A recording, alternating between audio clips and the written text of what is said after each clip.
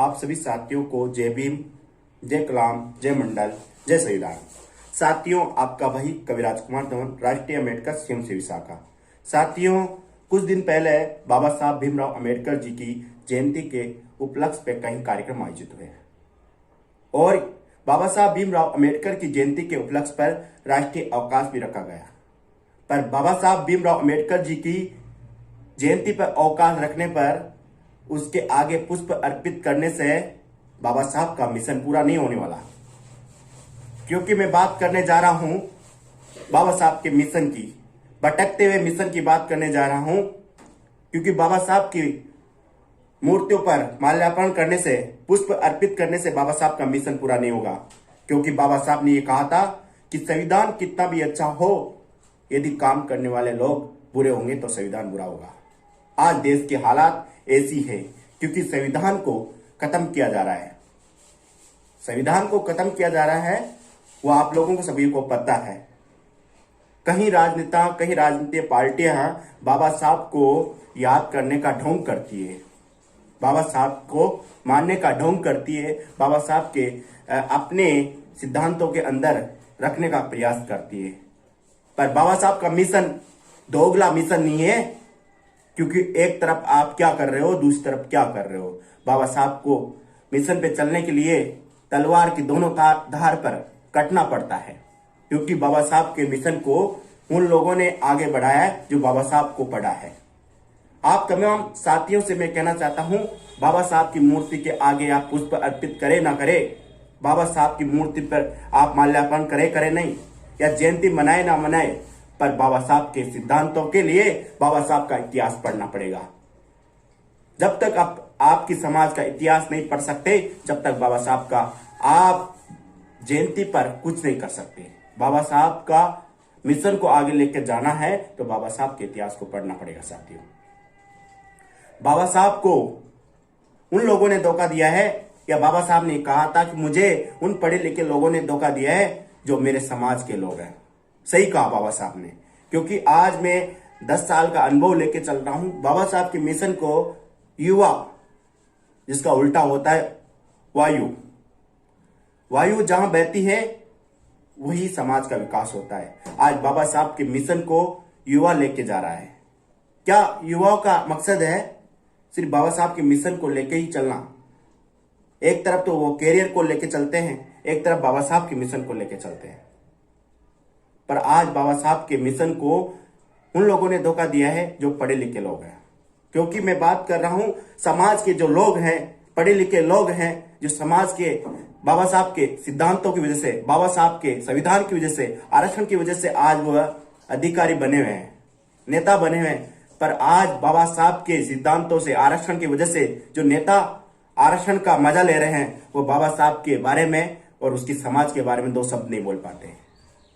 क्यों नहीं बोल पाते? उनका क्या उनके मुंह पर पेपीबॉल लगी हुई है या टेप लगी हुई है? नहीं दोस्तों, न तो टेप लगी हुई है न पेपीबॉल लगी हुई है। क्योंकि वो चाहते हैं कि बाबा साहब के बारे में या बाबा साहब के मिशन को लेकर चलने में उनको कहीं हानि होने का संभावना है, वो सोचते हैं।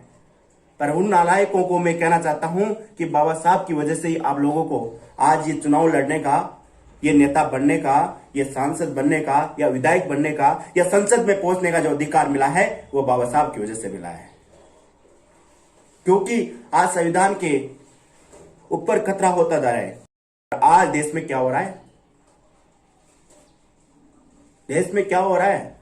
हिंदू मुस्लिम, स्वर्ण दलित, ये मुद्दा बना हुआ है। क्योंकि आज देश को बांटने में जिन पार्टियों का काम कर रही है, उनका नाम लेना मेरे लिए आप लोग सब समझ गए।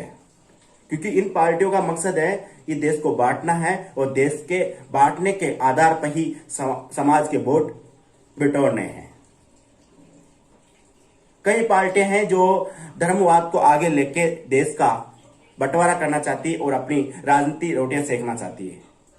मैं तमाम साथियों से, युवाओं से और समाज के जो बुद्धिजीवी हैं, उनसे कहना चाहता हूं कि बाबा साहब के मिशन को कोई और ले जाने वाला नहीं है। क्योंकि आप लोगों को जागना होगा और बाबा साहब के मिशन को आगे लेके जाना होगा। और तमाम साथियों से, युवा साथियों से मैं कहना चाहता हूं कि बाबा साहब के मिशन को मत भटकाइए। मत पढ़िए हिंदू मुस्लिम के मामले में, क्योंकि आपको आपकी समाज को जगाना है, क्योंकि आप जातिवाद से, धर्मवाद से उठकर काम करना होगा, समाज की शिक्षा के लिए काम करना होगा, अंधविश्वास पाखंडवाद के खिलाफ काम करना होगा। क्योंकि आपको ये झंडे उठाने की जरूरत नहीं है। झंडा ऐसा आपके हाथ में नहीं होना चाहिए जो समाज को बांटे, देश को बांटे, धर्म को बांटे, ये देश में नफरत फैलाए। ऐसा झंडा आपके हाथ में नहीं होना चाहिए साथियों। झंडा वो होना चाहिए जो देश को एक सूत्र में बांधने का काम करे। झंडा आपके हाथ में वो होना चाहिए जो सबको अधिकार के लिए लड़े। साथियों में कहीं आंदोलन में जाते हैं, हमारे तमाम साथी, युवा साथी इस संविधान को बचाने के लिए समय समय पर आगे आते हैं। आज युवा हर तरह से लड़ रहा है। एक तरफ तो उसका कैरियर है, एक तरफ उसकी पढ़ाई है, एक तरफ उसकी शिक्षा है, और दूसरी तरफ बाबा साहब का मिशन है। पर दोनों को लेकर काम करने का काम कर रहा है। साथियों, आज मैं राजस्थान की बात करूं, राजस्थान में आए दिन घटनाएं हो रही है। और वो घटनाएं कैसी है? दलितों पर। आज यदि भारत की बात करूं, सबसे ज्यादा दुष्कर्म और उत्पीड़न हो रहे महिलाओं पर, वो राजस्थान में हो रहे हैं। मैं कुछ दिनों पहले की बात करूं, जितेंद्र मेघवाल की हत्या कर दी गई थी। उस टाइम पे नीले झंडे उठाने वाले, बाबा साहब की जयंती पर पुष्प अर्पित करने वाले अधिकारी, नेता कहां मर गए थे? क्यों नहीं जाते हैं ये समाज के ऐसे मुद्दों पर? क्या युवाओं का ही काम है? फिर कहते हैं युवा जो काम कर रहे हैं, जे भीम का काम कर रहे हैं, वो बाबा साहब के मिशन को नहीं लेके जा रहे हैं, वो ऐसे करते हैं, वो ऐसे करते हैं। भाई कैसे तो कर रहे हैं, बाबा साहब को लेके के मिशन को लेके तो काम कर रहे हैं। युवा कुछ तो कर रहा है, तुम जैसे लोगों की तरह बैठा हुआ नहीं है। कुछ तमाम साथी हैं, ऐसा नहीं कि कहीं अधिकारी है, कई नेता हैं जो बाबा साहब के मिशन को लेकर चल रहे हैं, जिनकी वजह से आज कहीं समाज में काम भी हो रहा है। पर ज्यादातर नेता, ज्यादातर अधिकारी ये केवल बाबा साहब की, भीमराव अंबेडकर की जयंती पर पुष्प अर्पित का काम करते हैं और उससे ज्यादा कुछ नहीं करते हैं। क्योंकि ये समाज कहीं भटकता जा रहा है, क्योंकि उसको संदेश देने वाला, उसको दिशा निर्देश देने वाले लोग चुप बैठे हुए हैं। क्योंकि नेता लोग तो कहीं नहीं बोलने वाले। नेता लोग तो वहां जहां बोलते हैं, जहां उनको पार्टियां दिशा निर्देश देती है, क्योंकि पार्टियों के इशारे पे काम करने वाले लोग हैं। मैं तमाम युवा साथियों और बाबा साहब के मिशन को चलाने वाले साथियों से कहना चाहता हूं, आप सभी को एक झंडे के नीचे, एक वृक्ष के नीचे आना पड़ेगा, जब भी आप सभी को इस बाबा साहब का मिशन पूरा होगा। आज कई लोग कहते हैं कि बाबा साहब के नाम से हजारों करोड़ों संगठन बन रहे हैं। बनने दो यार, क्या फर्क पड़ रहा है? बनने दो उनको। आरएसएस की बात करूं, एक राष्ट्रीय संगठन है, कैसा भी है, राष्ट्रीय संगठन, और उसके पीछे हजारों संगठन है। आपको भी बाबा साहब के मिशन का एक राष्ट्रीय संगठन मानना पड़ेगा, जो समाज के लिए काम कर रहा है। मानना सब कुछ नहीं है, जो समाज के लिए कर रहा है, तत्पर रहता है, उसको संगठन मानना पड़ेगा। हजारों संगठन बने हैं, आगे भी बढ़ेंगे, पर आपका नेतृत्व करने वाला एक राष्ट्रीय संगठन होना चाहिए, जो गैर राजनीतिक हो, जो समाज के लिए लड़ता हो। मैं बात करूं चंद्रशेखर आजाद की, चाहे उनकी सरकार नहीं हो, चाहे उनके विधायक नहीं हो, सांसद नहीं हो, फिर भी वो समाज के लिए लड़ते हैं। ऐसे व्यक्तियों की, ऐसे समाज सेवकों की, ऐसे अम्बेडकरवादियों को समाज की जरूरत है। एक चंद्रशेखर से काम चलने वाला नहीं है, घर घर में एक चंद्रशेखर पैदा करना होगा, इस जब ही समाज के लिए लड़ सकते हैं। क्योंकि बिना लड़े आपको अधिकार नहीं मिलने वाला। साथियों, में बात करूं जितेंद्र मेघवाल हत्याकांड की, कई लोगों ने मांग की थी, कई ज्ञापन दिया गया था। एक बार बाबा साहब भीमराव अंबेडकर जी के सिद्धांतों पर चलकर कई बार उनके लिए आंदोलन किया गया था, पर नहीं, न्याय नहीं मिलने वाला। जब चंद्रशेखर आजाद ने दोबारा यहां राजस्थान की धरती पर आए, तो उनके आने से पहले ही उनकी मांग मानी गई। क्योंकि बिना मांगे अपने को मिलने वाला नहीं है, इसी छीन के लिए लेना पड़ेगा। साथियों, बाबा साहब को मिशन को उठाने के लिए कुछ करना पड़ेगा। बाबा साहब के मिशन को यदि आप लोगों को बढ़ाना है, आगे फैलाना है, तो सबसे पहले ये सोच लो, आपको तलवार के दोनों धार कटना पड़ेगा। क्योंकि आपका समाज भी बहिष्कार करेगी, अदर समाज भी आपका बहिष्कार करेगी। इसको झेलना पड़ेगा, जब भी आप बाबा साहब के मिशन को लेकर आगे जा सकते हैं। इसके साथ ही आपको सबसे ज्यादा बहुजन समाज का साहित्य पढ़िए, बाबा साहब की जीवनी पढ़िए, काशीराम जी का चमचा युग पुस्तक पढ़िए, ज्योतिबा फुले की गुलामगिरी पढ़िए, कहीं किताबें जिनको पढ़ना पड़ेगा, जब आप बाबा साहब के मिशन को आगे लेके जा सकते हो। साथियों, मैं युवा साथियों से कुछ पंक्तियों के आधार पर जो देश में हालात बनी हुई है, उन पंक्तियों के आधार पर कुछ कहना चाहता हूँ। मेरी कविता आपके बीच में पेश करने जा रहा हूँ। यह मेरी कविता किसी समाज पे कटाक्ष नहीं है या किसी समाज के लिए मैं गलत लिखने का प्रयास किया है। मैं उन लोगों से कहना चाह रहा हूँ जो समाज का हीरे हैं, जो मैं ऐसा काम नहीं करे समाज के हीरे जिससे समाज दो टुकड़े में टूटे। मैं नहीं चाहता कि देश का बंटवारा फिर से हो। हिंदू, मुस्लिम, सिख, ईसाई, बौद्ध, ईसाई, ये आपको नहीं करना है। जब भी समाज के महिलाओं के साथ अन्याय के खिलाफ होता है तो आप उठिए और संविधान के दायरे में रहकर समाज की आवाज उठाइए, गलत का विरोध कीजिए। साथियों, गलत का विरोध नहीं करोगे तो आपको पूछने वाला नहीं है। बाबा साहब भी आपकी तरह चुप रहते तो ये कुछ नहीं मिलता आप लोगों को। बाबा साहब ने चार संतानें आपके समाज के लिए त्याग किए हैं। बाबा साहब भी अच्छे संविधान के ज्ञाता है, तो उसके लिए उन्होंने बहुत कुछ पढ़ा है और आपको भी पढ़ना होगा समाज को जगाने के लिए, उनका इतिहास पढ़ना होगा। मेरी कुछ पंक्तियां जो आपके बीच में रखने का प्रयास करता हूं। हर तस्वीर में तकलीफ है, मोहब्बत नहीं हमसे इसलिए तकलीफ है। अरे हर तस्वीर में तकलीफ है, मोहब्बत नहीं हमसे इसलिए तकलीफ है। अरे समझ थोड़ा तू, थोड़ा मैं समझ लेता हूं। दुश्मनी में क्या रखा है, थोड़ा प्यार तो कर, थोड़ा प्यार में कर लेता हूं।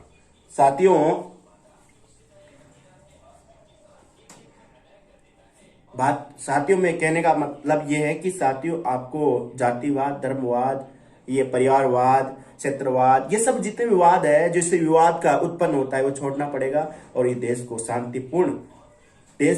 शांतिपूर्ण रहने देने का। क्योंकि संविधान के दायरे में सभी को समानता का अधिकार दिया गया है, स्वतंत्रता का अधिकार दिया गया है। और आप जब भी अन्याय होता है खुलकर बोलिए, आपको अधिकार दिया है बाबा साहब ने। इसी बीच में आप युवाओं साथियों को जो भटकते जा रहे हैं, जो धर्म के नाम पे, जाति के नाम पे भटकते जा रहे हैं, उन पे मैंने कविता लिखने का प्रयास किया है।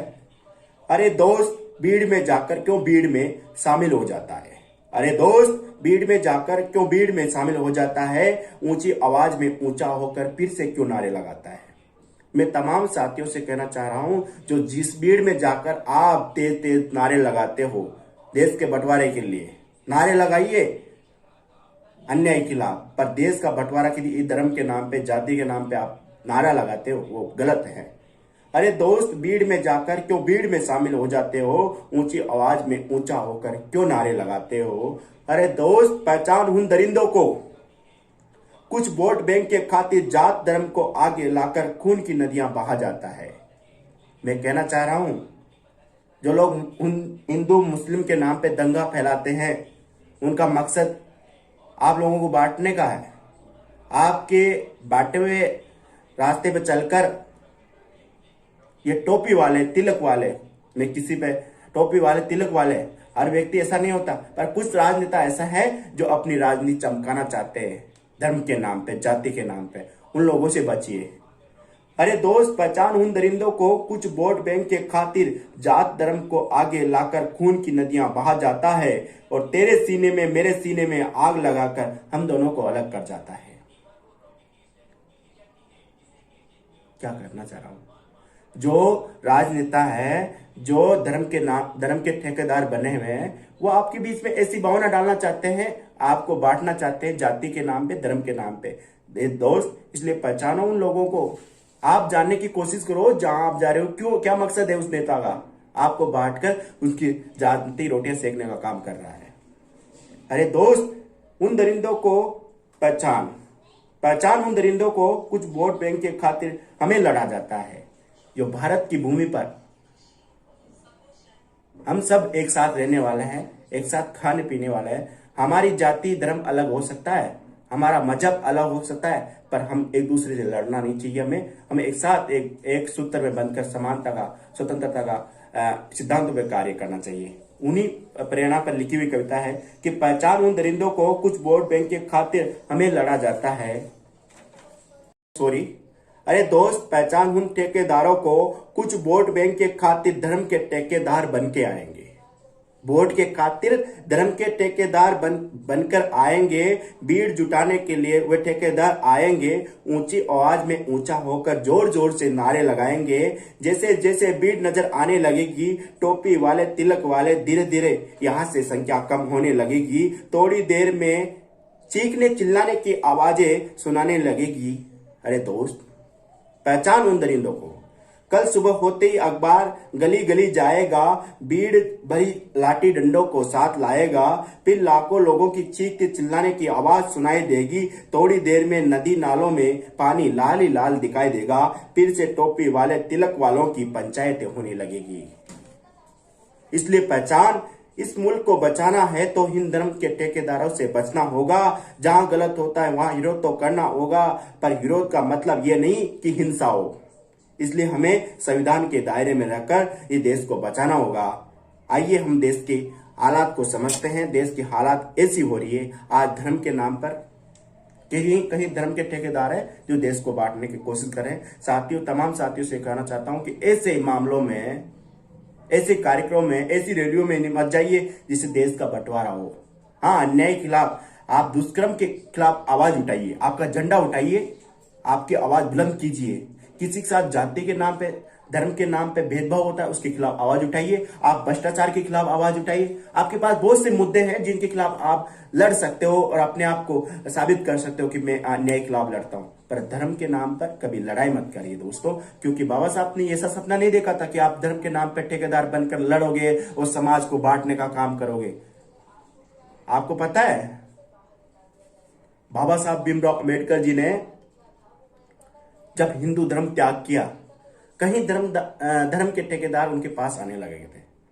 कोई कह रहा था कि तुम मुस्लिम धर्म ग्रहण कर लीजिए, कोई कह रहा था तुम ईसाई धर्म ग्रहण कर लीजिए। मैं एक बात आपको याद दिलाऊं, हैदराबाद के कोई नेता था, नाम तो याद नहीं, पर वो कह रहे थे कि बाबा साहब तुम मुस्लिम धर्म ग्रहण कर लीजिए, आपके समाज में गरीबी नहीं होने दूंगा। मैं प्रत्येक परिवार को इतना पैसा दूंगा कि उनकी गरीबी मिट जाएगी। पर बाबा साहब ने क्या कहा कि मेरा समाज गरीबी को मिटा सकता है, पर अंधविश्वास पाखंडवाद को मिटाने के लिए बहुत कुछ करना पड़ेगा। मेरे समाज को मिशन, बाबा साहब का मिशन गरीबी उन्मूलन का कार्यक्रम नहीं है कि आपकी गरीबी मिट जाएगी तो बाबा साहब का मिशन पूरा हो जाएगा। गरीबी उन्मूलन का कार्यक्रम नहीं है, बाबा साहब का मिशन स्वाभिमान से जीने का कार्यक्रम है। इसलिए बाबा साहब के मिशन को पहुंचाने के लिए आपको बहुत कुछ करना पड़ेगा, बाबा साहब के लिए बहुत कुछ करना पड़ेगा। साथियों, बहुत बहुत धन्यवाद। मेरे जो उद्बोधन है गलत लगता है, टूटी फूटी आवाज हो सकती है, उसके लिए आप लोगों को माफी चाहता हूँ। और फिर भी मेरी कुछ पंक्तियों से आप लोगों को, कहीं लोगों को मेरी भावना गलत लगी तो उसके लिए मैं माफी चाहता हूँ। मेरी ऐसी कोई भावना नहीं है। मैं देश का एकता के सूत्र में बांधने का जो पंक्तियां लिखी है उसके लिए धन्यवाद, बहुत बहुत धन्यवाद। सुनिए।